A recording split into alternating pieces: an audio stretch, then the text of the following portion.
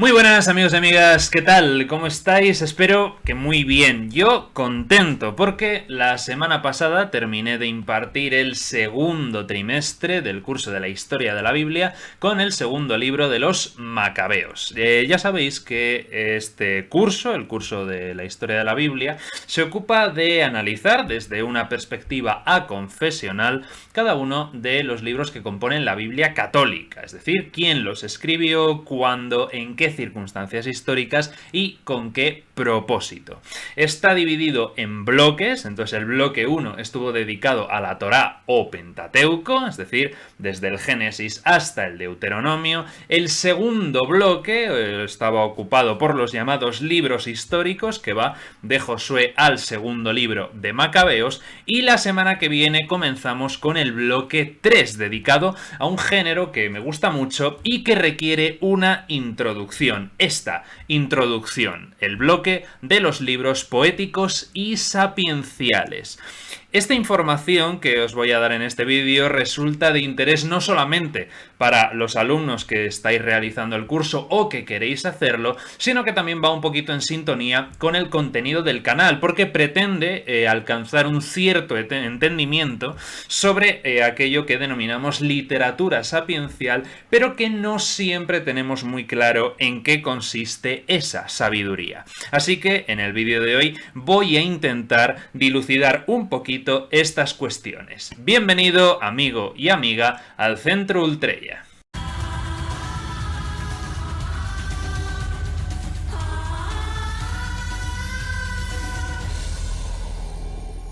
Como he mencionado, los libros poéticos y sapienciales constituyen el tercer bloque de lo que conocemos como Antiguo Testamento. En el Tanaj, en cambio, estos libros aparecen como parte de los Ketubim, del hebreo katav, que significa escribir, es decir, Ketub, escrito, que son precisamente los escritos, que es el tercer y último bloque, junto con la Torá y los Nebihim, que son los profetas.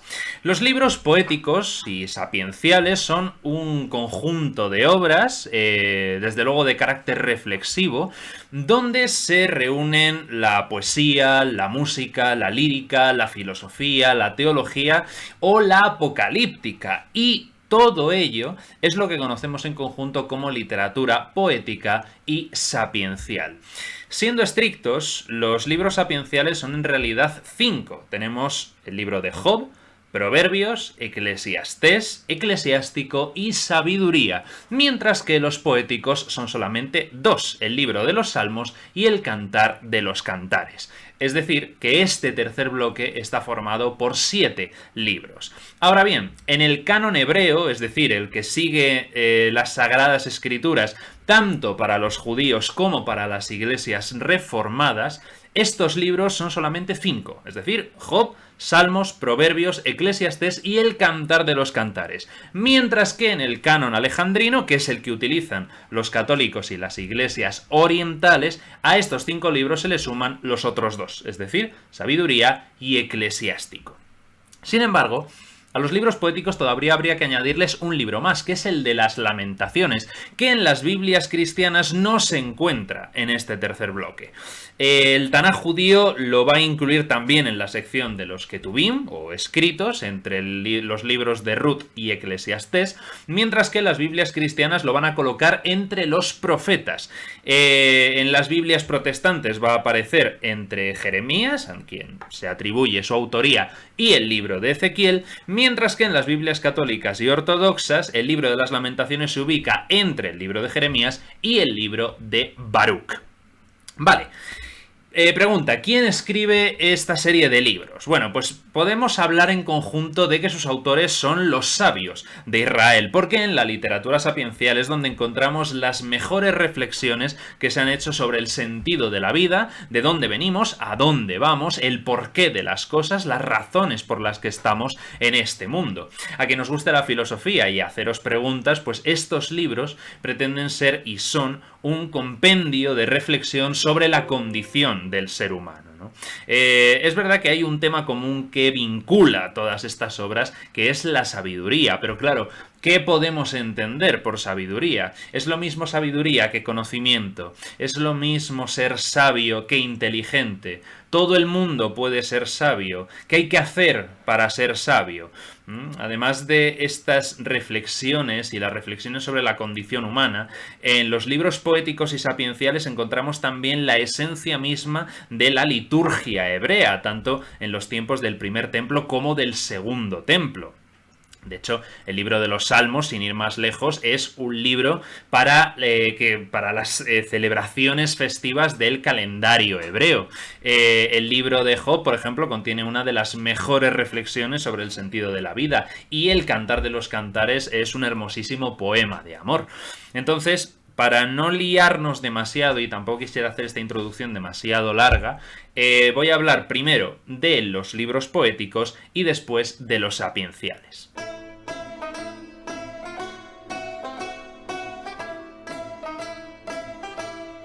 Lo primero que me parece importante destacar es que no hay que pensar que tenemos que llegar hasta este tercer bloque para encontrar sabiduría en la Biblia o poesía, ni muchísimo menos, nada más lejos de la realidad. Encontramos a lo largo de todo el Tanaj, el Antiguo Testamento, numerosos ejemplos de ambas.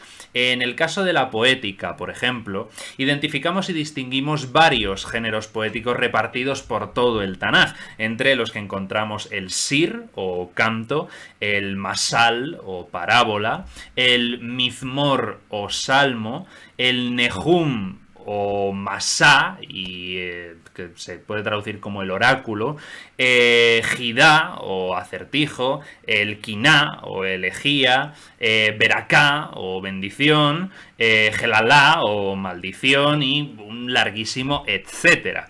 De esta manera podemos encontrar, por ejemplo, el canto de Lamec, el padre de Noé, las bendiciones del patriarca Isaac, el hijo de Abraham, también las bendiciones del patriarca Jacob, el hijo de Isaac, la canción del mar o de Moisés, que es uno de los textos más antiguos de la Biblia, junto con el canto de la jueza y profetisa Débora. Por ejemplo, otros ejemplos así de poesía hebrea los encontramos también en la oración de Ana, la madre de Samuel, en las lamentaciones del rey David, después de la muerte del rey Saúl y de su hijo Jonatán, también en la propia canción del rey David, cuando el arca de la alianza es colocada en el tabernáculo, etcétera, etcétera. Además, los profetas también fueron grandes poetas, por no hablar, lógicamente, de los salmistas, que entendieron que la mejor manera de comunicarse con Dios era a través de la poesía y de la música. Cuando Israel se constituye como pueblo en torno a los siglos XI y X a.C. aproximadamente, otros pueblos y civilizaciones de su entorno geográfico conocían ya la escritura y poseían importantísimos legados literarios donde la poesía ocupaba un lugar especial. Por ejemplo, en los textos mesopotámicos tenemos auténticas epopeyas como el poema de Gilgamesh, tenemos poemas míticos como son el Enuma Elis y el Atrasis, tenemos oráculos de tipo profético y además una gran variedad de oraciones, himnos y lamentaciones. De los textos poéticos egipcios, pues por ejemplo destaca el himno al sol del faraón Akenatón, las confesiones negativas del libro de los muertos, los refranes y sentencias intercalados en las instrucciones de Amenemope, o también en la enseñanza de Ptajotet, y también con distintas muestras de poesía religiosa y profana.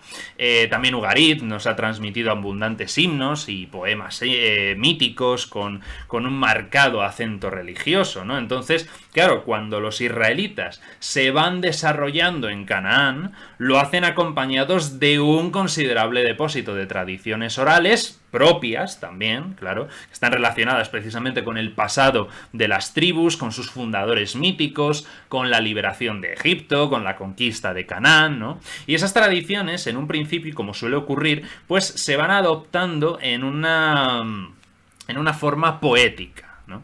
Entonces, de todo lo dicho, se entiende que la poesía en el Antiguo Testamento no se limita a los libros que están incluidos en este tercer bloque, ¿no? Tenemos escritos como Isaías, como Job, o los poemas de amor de Oseas, ¿no? Que representan en realidad momentos culminantes de la poesía universal. Entonces, el motivo por el que estos textos no se incluyeron en este catálogo poético del tercer bloque es en realidad bastante simple, porque en ellos la poesía siempre va a estar supeditada a otros géneros, ¿no? En el caso del género profético, en Isaías y Oseas, o en el caso del género sapiencial en Job, ¿no? Entonces, la poesía en estos casos pasa a un segundo plano, pero en cambio, en el libro de los Salmos, en el Cantar de los Cantares o en el libro de las Lamentaciones, la poesía no está al servicio de otros géneros. Y en estos tres ejemplos, además, se encuentran tres géneros poéticos que tienen un gran arraigo y difusión en otros pueblos y culturas. La poesía religiosa, en el caso de los Salmos, la poesía amorosa, en el caso del Cantar de los Cantares, y la poesía elegíaca para el libro de Lamentaciones. Es importante señalar también que cuando aparecen las formas finales de la literatura poética y sapiencial en Israel, los profetas escritores ya habían desaparecido. Entonces, por eso van a ser los sabios los que, junto con los escribas de las sinagogas, van a ocupar ese hueco dejado por los profetas, ¿no? Entonces, los sabios lo que hacen es meditar en su propia experiencia, en la tradición heredada y en la revelación divina, de tal manera que sus reflexiones generan un fruto de carácter religioso porque se considera que están guiadas por el Espíritu. Y cuando escriben, es el Espíritu de Dios el que guía su pluma, ¿no? Por eso estas escrituras también se consideran sagradas. Fijaos que de hecho el Islam, aparte de la Torá, únicamente reconoce revelados por Dios en la parte que corresponde al judaísmo o el Antiguo Testamento del cristianismo, solamente reconoce el libro de los Salmos, ¿no? Que son las composiciones poéticas que ha ido tejiendo Israel a lo largo de muchos siglos y que están considerados una de las joyas de la literatura universal. Y la idea de la sabiduría, que poco a poco va dejando de ser un concepto abstracto y se va personificando hasta que se llega a asimilar y a colocar junto a Dios, ¿no? De hecho, muchos cristianos, entre ellos Juan, asociarán la sabiduría con el Logos y por lo tanto con Jesucristo. Y ya que hablamos de sabiduría, esto también es importante y hay que decirlo, la sabiduría, en hebreo llamada Jochma, no es una cuestión teórica, sino que es algo práctico, es la destreza, la competencia, la capacidad de reflexión y el conocimiento de lo divino, ¿no? Entonces, el sabio, llamado en hebreo Hakam, no es el que sabe muchas cosas, sino el que tiene la experiencia de vida y sabe poner en práctica esas cosas que sabe. Es decir, aquel que ha desarrollado la capacidad de hacerse preguntas y tiene la habilidad para encontrar respuestas a esas preguntas en unos casos, y en otros tiene también la entereza y la valentía para vivir en el misterio cuando no encuentra la respuesta a esas preguntas. Entonces, el sabio sobre todo era el que sabía conducirse, el que sabía comportarse en las distintas circunstancias de la vida, el que conocía la ley de Dios y sabía ponerla en práctica, dirigiendo, gracias a ella, su conducta y su vida entera. Y no solamente eso, sino que, además de conocer y de practicar la ley de Dios, también sabía enseñarla a los demás e inducirles a que ellos también la pusieran en práctica. Entonces, el sabio lo que va a hacer es considerar toda la vida a la luz de la sabiduría divina. Y para cada ocasión va a tener una palabra preciosa que ayuda, que ilumina y que orienta. Una característica interesante de los libros sapienciales es que mientras que los demás libros del Tanaj y el Antiguo Testamento tienen presente al israelita en tanto que miembro del pueblo elegido, los libros sapienciales se van a dirigir al hombre universal, es decir, al ser humano.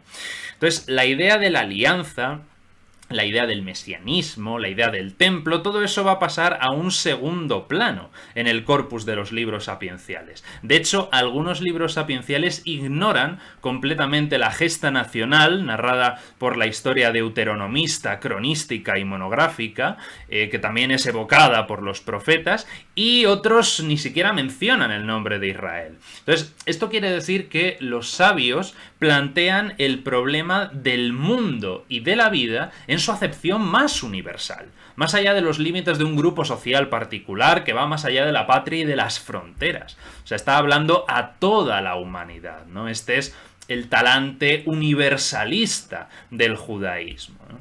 Entonces, está claro que la antigua sabiduría que destilan estos libros no es un patrimonio exclusivo de Israel, porque en numerosas excavaciones de Mesopotamia, Egipto, Siria o Fenicia se ha descubierto que a la sombra de los templos y los palacios había centros de cultura y escuelas de escribas donde se cultivaba la sabiduría. Y fue precisamente en esos ambientes donde se produjo y donde se desarrolló una nutrida literatura sapiencial. De esta manera, desde el tercer milenio antes de Cristo hasta la época helenística, se escalonan en Egipto, por ejemplo, toda una serie de sebayit o enseñanzas cuyo objetivo era ilustrar y enseñar a los jóvenes a desenvolverse en los problemas de la vida. Destacan, por ejemplo, la enseñanza de Ptahhotep, que ya hemos mencionado, las instrucciones destinadas a Merikari, que tratan sobre el arte de gobernar, o también la sabiduría de Amenemope, entre muchas otras obras egipcias. Por su parte, en Mesopotamia, ¿qué tenemos? Pues son los escritos sapienciales, ¿no?, de origen sumerio o incluso asirio-babilónico, los que abarcan un campo muy amplio, ¿no?, porque va desde la literatura cortesana hasta los relatos populares. Hay varias obras en Mesopotamia que plantean el problema del mal y del sufrimiento, exactamente igual que lo hacen los libros bíblicos de Job o el Eclesiastés, como es, por ejemplo, el poema del justo sufriente, la Teodicea babilónica, el diálogo del pesimista, ¿no? De hecho, seguramente el autor o autores, más bien, del libro de Job, se inspiraron en esos relatos mesopotámicos para configurar su propia visión del asunto, ¿no? También es digna de mención, por ejemplo, la novela de que alcanzó suficiente fama en todo el creciente fértil para ser citada en el libro de Tobit, y también los consejos de sabiduría, lógicamente. Además, también influyeron en los salmos israelitas los himnos ugaríticos que celebraban la sabiduría del dios El, el dios supremo del panteón cananeo, que en un principio tenía bajo su gobierno, ¿no?, al que estaba supeditado, el propio Yahvé. Y claro, otra influencia también a destacar en la literatura sapiencial judía es el helenismo, lógicamente, que a finales del siglo III a.C. impregnó toda la tierra de Canaán y dejó una notable huella en los libros más tardíos de este bloque, que son el Eclesiastés, el Eclesiástico y sobre todo el libro de la sabiduría. Todo esto, todas estas referencias a Mesopotamia, a Egipto, a Grecia, a Siria, a Fenicia, no quiere decir, lógicamente, que el pueblo de Israel no tuviera una sabiduría propia, tanto culta como popular, lógicamente, sino que, como todo pueblo, su forma de entender el mundo tenía elementos propios y elementos foráneos. Por supuesto, las numerosas máximas, sentencias y refranes son propios de la sociedad tribal, ¿no?, que forman esa sabiduría que se origina en la vida del pueblo, ¿no?, en la familia, en el clan, en la tribu. Entonces, se trata de una serie de consejos e instrucciones de carácter práctico que enseñan cómo conducirse en las más variadas situaciones de la vida diaria, ¿no?, en las relaciones familiares, sociales, políticas, económicas, religiosas, etcétera, etcétera. Y va a ser ese patrimonio inicial de sabiduría popular que surge en el interior del grupo el que va a ser preservado y enriquecido con la tradición oral, que sí va a tomar influencias externas, que se va a gestar en los círculos y en las escuelas sapienciales y que son en ese punto donde van a adquirir la forma literaria final. Entonces, las más antiguas colecciones de sentencias contenidas en el libro de los Proverbios, por ejemplo, pues todavía destilan ese origen popular de la sabiduría israelita, ¿no? Pero claro, exactamente igual que ocurrió en Egipto o en Mesopotamia, con el establecimiento de la monarquía, pues debieron surgir en Israel también escuelas sapienciales desarrolladas al abrigo de la corte. Y entonces es ahí seguramente donde se formaban los miembros de la familia real junto con los jóvenes pues destinados a asumir responsabilidades pues políticas, el personal encargado de los archivos, de la administración, en fin, este tipo de gente, ¿no? Además, estas escuelas también eran centros donde se cultivaba la sabiduría, ¿no? Donde se reflexionaba sobre la naturaleza y sobre la manera de conducirse en la vida, tanto a nivel público como a nivel privado. Entonces, esta idea de la tradición sapiencial vinculada a la corte alcanza su máxima dignidad en la figura de Salomón, ¿no? Que es presentado por los textos como el rey sabio por excelencia. Sin embargo, y curiosamente, todos los escritos sapienciales que han llegado hasta nuestros días datan del periodo post-exílico, es decir, a partir del siglo V a.C.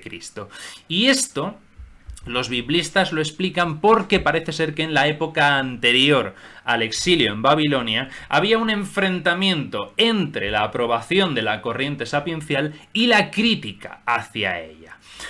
Nos encontramos que se aprueban y se rescatan los contenidos sapienciales en el drama del paraíso, también en la historia de José, en la introducción al Deuteronomio, segunda ley, en la historia de Salomón, ¿no? El hijo de David, pero al mismo tiempo, paralela a esta tradición que asume y acepta todo este corpus sapiencial, pues al mismo tiempo surge una corriente de crítica, ¿no? Y entonces tenemos, por ejemplo, al profeta Isaías que desconfía de los que se creen sabios y se las dan de inteligentes, y que llega a decir incluso que desaparecerá la sabiduría de los sabios, ya que Isaías va a considerar que Dios es el único sabio, ¿no? Y entonces entiende que esa sabiduría que han desarrollado los sabios de Israel y esa filosofía está en realidad impregnada de carácter y de ideas humanas,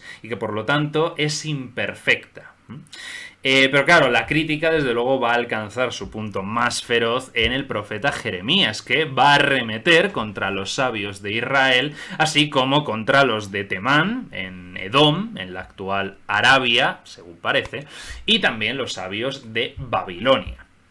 Y ojo, se produce aquí este enfrentamiento entre profetas y sabios, y en realidad este enfrentamiento tiene su lógica, porque frente a los profetas, que aparecen como los portavoces de Dios, ¿no? y están apelando a la revelación como la fuente de inspiración, los sabios se van a presentar como maestros de la sabiduría que se apoyan en la razón y solo secundariamente recurren a lo trascendente, a lo sobrenatural.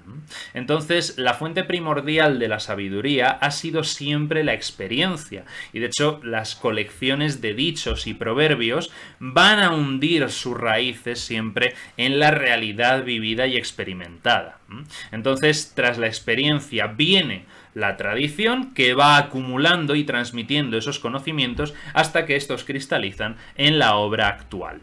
Algunos de los libros sapienciales, como Job, Eclesiastés o Sabiduría, pues son fruto del estudio y de la reflexión personal más que de la revelación directa. Entonces, los 42 capítulos del libro de Job, por ejemplo, giran en torno al mismo problema de fondo que es contemplado desde distintos puntos de vista y donde se aportan soluciones distintas soluciones posibles.